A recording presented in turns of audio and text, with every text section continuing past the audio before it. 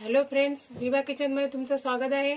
माझे नवनवीन व्हिडिओ पाहण्यासाठी माझ्या चॅनलला लाईक करा, शेअर करा आणि सबस्क्राइब करा। हॅलो फ्रेंड्स, आज आपण बनवणार आहोत खरब्या बांगड्याची कढी। त्यासाठी मी हे 2 खरबे बांगडे घेतलेत, साफ धुवून घेतलेत कापून, आणि हे एक वाटी नारळ किसून घेतलाय। हे मिरच्या घेतल्या संकेश्वरी, चिंच, लसणाच्या 8-10 पाकळ्या, धणे, एक कांदा घेतलाय छोटा, आणि हे मी लाल मिरचीचं तिखट घेतलंय आणि कोकम घेतले। आता मी हे सगळं वाटण करणार आहे। याचं हे व्यवस्थित बारीक करून घेणार आहे। कांदा, धणे, लसूण, चिंच आणि मिरची व्यवस्थित बारीक करून घेणार आहे। त्यानंतर मी त्यात खोबरं टाकून घेणार आहे। हे आता आपण खरब्या बांगड्याची कढी बनवायला घेतोय। मी हा एक मोठा टोमॅटो घेतलाय कापून फोडणीसाठी।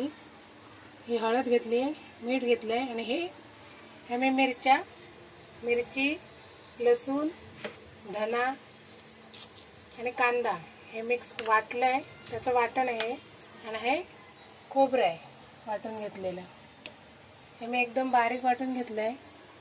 आता मी इथे गॅसवर कढई ठेवली आहे गरम करायला। त्यात मी आता हे तेल टाकते।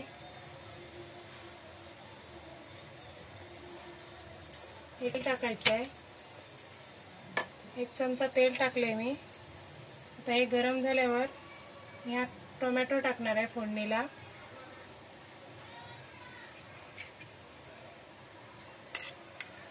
तेल गरम झालंय, मी हा टोमॅटो टाकला। हा व्यवस्थित शिजेपर्यंत ढवळायचं आहे त्याला। इथे थोडं मीठ टाकते। मी माशांना मीठ लावून ठेवलं आहे, त्यामुळे आपण कढीमध्ये थोडंसं कमी मीठ टाकायचं आहे। याला माशाचं कालवणही बोलतात।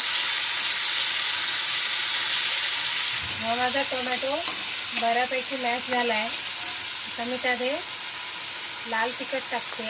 हा नुसता हिरवी मिरचीचा मसाला आहे, यातच थोडी हळद टाकते, ही बाकी नंतर टाकणार। आणि आता हे वाटून घेतलेलं वाटण टाकते। ही मिरची तिखट नसते म्हणून मी लाल तिखट टाकलाय। संकेश्वरी मिरचीचा मसाला टाकलाय मी तो। बेडगी मिरची जास्त तिखट नसते।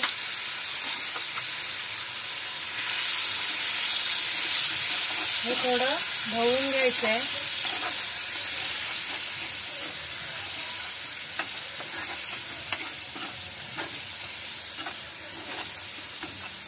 लाल मस्त रंग सुटलाय।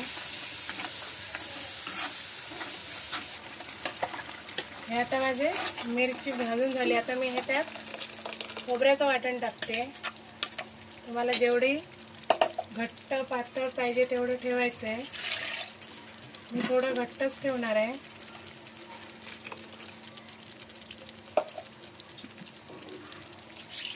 आता मी मिक्सरच्या भांड्यातून पाणी काढते।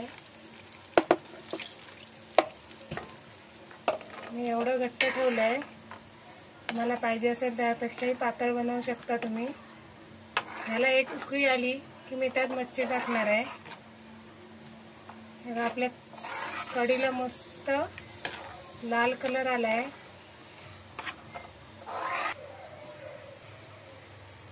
हे बघा, आपल्या कढीला उकळी फुटली आहे। मी आता हा संकेश्वरी मिरचीचा मसाला टाकणार आहे, आणि ही थोडीशी हळद,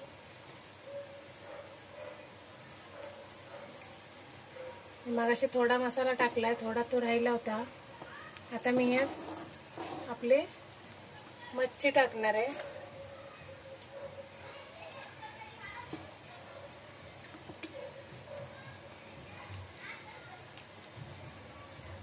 मी या मच्छीला अगोदर मीठ लावून ठेवलं होतं।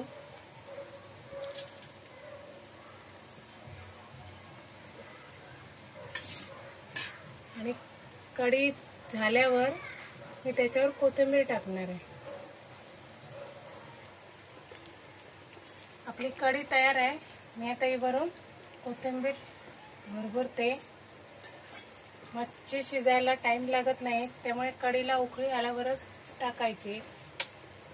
आता हे आपलं तयार आहे. मी आता हे काढून घेते. बघा मस्त लाल कलर आलाय.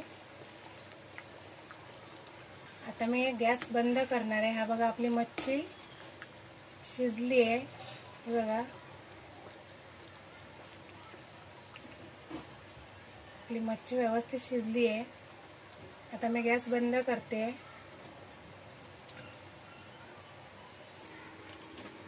ही आपली मालवणी खरब्या बांगड्याची कढी तयार आहे. याला आपण कालवणही बोलू शकतो. ही माझी रेसिपी तुम्हाला आवडली असेल तर माझ्या चॅनलला लाईक करा, शेअर करा आणि सबस्क्राईब करा. धन्यवाद.